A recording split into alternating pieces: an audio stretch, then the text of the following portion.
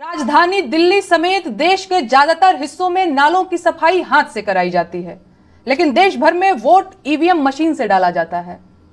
जहां मशीनों की जरूरत है वहां रस्सी और बाल्टी देते हैं, और जहां कागज मुहर और बैलेट बॉक्स देना चाहिए वहां ईवीएम से चुनाव कराया जाता है। ऐसे में ताजी खबर यह है कि चुनाव आयोग बिहार चुनाव में ऐप से वोटिंग कराना चाहता है और मोबाइल ऐप की शुरुआत भी की जा रही है। ईवीएम क्या कम था जो अब ऐप भी लॉन्च करेंगे? पूरी दुनिया के देश मूर्ख हैं क्या जो अभी भी बैलेट पेपर से वोट करवाते हैं, और आप बढ़ के आधुनिक हो गए हैं जो मशीन और ऐप से चुनाव कराएंगे? बिहार के मतदाताओं, कान खोलकर सुन लीजिए। आप लोग अगर इस चमक धमक के चक्कर में पड़े और मोबाइल से वोट डालने की हिमाकत किए तो वही हाल होगा जो लॉटरी जीतने के नाम पर आपके तमाम साथियों के साथ हुआ है, फ्रॉड। नमस्कार साथियों, आने वाले बिहार 2025 का विधानसभा चुनाव बहुत ही दिलचस्प होने वाला है, क्योंकि इलेक्शन कमीशन ने ठान लिया है कि किसी भी तरीके से बिहार का जो चुनाव हो रहा है उसे मैनिपुलेट किया जाए, चाहे वो वोटरों की संख्या को घटा करके जो अब तक वोटर रह चुके हैं, जिसने 2019 में वोट किया है, 2024 में वोट किया है, उनको दोबारा अपना वोटर आईडी कार्ड वेरिफिकेशन कराना होगा। उस बहाने से बड़े पैमाने पर बिहार के वोटरों की संख्या को कम करने की कोशिश की जा रही है। वहीं एक और नोटिफिकेशन आ गया है इलेक्शन कमीशन के द्वारा, जिसमें इलेक्शन कमीशन कह रही है कि इस बार जो 2025 में बिहार में जो विधानसभा चुनाव होने वाला है उसमें अब लोग घर बैठे बैठे ही वोट दे सकेंगे, वो भी अपने मोबाइल की मदद से। आप सोच रहे हैं ये बिहार विधानसभा का चुनाव नहीं हो रहा है, बल्कि बिग बॉस का शो या फिर कोई रियलिटी शो हो रहा है, जिसमें आप अपने घर में बैठे बैठे वोट करते हैं, फला कंटेस्टेंट जो है हमारा जीत जाए, जिसे हम पसंद करते हैं। वही ट्रिक्स पे चल रही है इस वक्त इलेक्शन कमीशन, और ये नोटिफिकेशन जब से आया है तब से लगातार ये सवाल खड़े होने शुरू हो गए हैं। क्या इलेक्शन कमीशन ने ठान लिया है कि इस बार बिहार विधानसभा चुनाव का जो रिजल्ट सामने आएगा वो एनडीए के पाले में डालना है या फिर भारतीय जनता पार्टी के पाले में डालना है?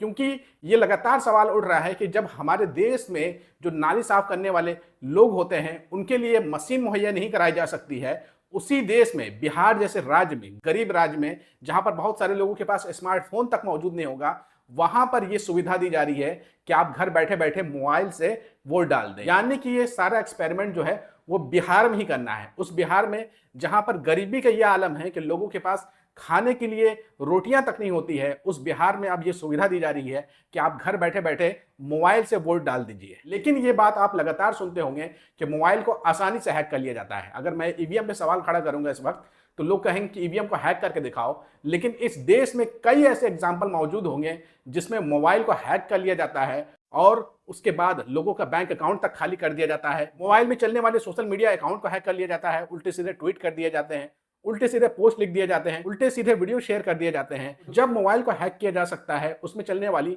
सोशल मीडिया जितने प्लेटफॉर्म है उसको हैक किया जा सकता है, तो ये कैसे मान लिया जाए कि कोई अगर मोबाइल से वोट करेगा अपनी पसंदीदा पार्टी को तो उस वक्त उसका मोबाइल हैक नहीं किया जा सकता है? ये सवाल का जवाब इलेक्शन कमीशन नहीं दे रहा है। इसी के ऊपर मशहूर लोक गायिका नेहा सिंह राठौर भी सवाल खड़ा कर रही हैं। बहुत ही सुनियोजित तरीके से बिहार के चुनाव को प्रभावित करने की कोशिश की जा रही है सरकार की तरफ से, और सरकार जो है वो इलेक्शन कमीशन के जरिए ये पूरा खेल रचना चाह रही है। जब सरकार को लगने लगा है कि इलेक्शन कमीशन ने जो नया नोटिफिकेशन लाया है कि वो घर घर जाकर के वोटर आईडी कार्ड का वेरिफिकेशन करेगी, इसका विरोध जब बिहार में होना शुरू हुआ है तो सरकार नया फंडा लेकर के आई है इलेक्शन कमीशन के जरिए कि अब आप जो है मोबाइल से वोटिंग कर सकेंगे। यानी कि पूरी तरीके से ये स्क्रिप्ट लिखी जा रही है कि किसी भी तरीके से बिहार के चुनाव को प्रभावित किया जाए और एक खास पार्टी को जीतता हुआ दिखाया जाए, एक खास गठबंधन को जीतता हुआ दिखाया जाए। इसी के ऊपर मशहूर लोक गायिका नेहा सिंह राठौर सवाल उठा रही हैं। यहां से आप उनकी वीडियो देख लीजिए। राजधानी दिल्ली समेत देश के ज्यादातर हिस्सों में नालों की सफाई हाथ से कराई जाती है, लेकिन देश भर में वोट ईवीएम मशीन से डाला जाता है। जहां मशीनों की जरूरत है वहां रस्सी और बाल्टी देते हैं, और जहां कागज मुहर और बैलेट बॉक्स देना चाहिए वहां ईवीएम से चुनाव कराया जाता है। ऐसे में ताजी खबर यह है कि चुनाव आयोग बिहार चुनाव में ऐप से वोटिंग कराना चाहता है और मोबाइल ऐप की शुरुआत भी की जा रही है, जिसकी मदद से बिहार के लोग बिना वोटिंग सेंटर पर गए भी वोट डाल सकेंगे। ईवीएम क्या कम था जो अब ऐप भी लॉन्च करेंगे? पूरी दुनिया के देश मूर्ख हैं क्या जो अभी भी बैलेट पेपर से वोट करवाते हैं, और आप बढ़ के आधुनिक हो गए हैं जो मशीन और ऐप से चुनाव कराएंगे? सुन के बड़ा हाईफाई लग रहा होगा ना कि अरे गजब, अपना बिहार भी अब भौकाली बन गया है, घर बैठे वोट करेंगे, एकदम बिग बॉस की तरह, एकदम ड्रीम 11 वाला फील मिलने वाला है ना? बिहार के मतदाताओं, कान खोलकर सुन लीजिए। आप लोग अगर इस चमक धमक के चक्कर में पड़े और मोबाइल से वोट डालने की हिमाकत किए तो वही हाल होगा जो लॉटरी जीतने के नाम पर आपके तमाम साथियों के साथ हुआ है। फ्रॉड, समझे ना? जितनी ठगी आजकल मोबाइल से हो रही है उतनी और किसी चीज से नहीं। अब तक खाते से रुपया कटता रहा है, लेकिन अब वोट भी ठग लिया जाएगा। अगर आप लोग 4 रोटी कमाने के चक्कर में दिल्ली, बंबई और सूरत पहुंच जाते हैं तो क्या अपना भाग्य बदलने के लिए मतदान केंद्र तक भी नहीं जा सकते? किसी के बहकावे में मत आइए, चुपचाप वोटिंग सेंटर पर अपना वोट अपने हाथ से डालकर आइएगा। ज्यादा ऐप और मोबाइल फोकासी के चक्कर में पड़े तो वोट भी हैक कर लिया जाएगा और आप हाथ मलते रह जाएंगे। और ये जो चुनाव आयोग है उसे बिहार की साक्षरता दर के आंकड़े नहीं मालूम है क्या? 61% साक्षरता दर वाले प्रदेश में ऐप से वोटिंग करवाने का मतलब समझते हैं? ये सीधा सीधा लोकतंत्र पर डकैती की व्यवस्था बनाई जा रही है। ये मोबाइल ऐप से घर बैठे ऑनलाइन वोटिंग करवाएंगे? देश की जनता को मूर्ख समझा है क्या? कोई सवाल नहीं पूछ रहा, इसका मतलब ये मत समझिए कि लोग समझ नहीं रहे हैं। लोग सरकार की बदमाशी खूब समझ रहे हैं।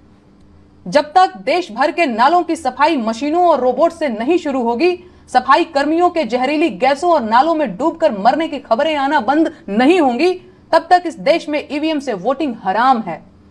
अस्पतालों के बाहर बच्चियां एम्बुलेंस में दम तोड़ रही हैं, लोग जानवरों की तरह ट्रेनों में भरकर पलायन कर रहे हैं, नौकरी मांगने वाले युवाओं को पटना की सड़कों पर पीटा जा रहा है, जहरीली शराब पीकर लोग दम तोड़ रहे हैं और अपराध के नए रिकॉर्ड बनाए जा रहे हैं। लेकिन सरकार जनता की आंख में सिंदूर झोंकना चाहती है। अब जनता के पास हिसाब किताब का मौका आया है। अब जब जनता के हाथ में सरकार की कॉपी आई है तो फेल होने से बचने के लिए जनता को ऑनलाइन वोटिंग और मोबाइल वोटिंग का लॉलीपॉप दे रहे हैं।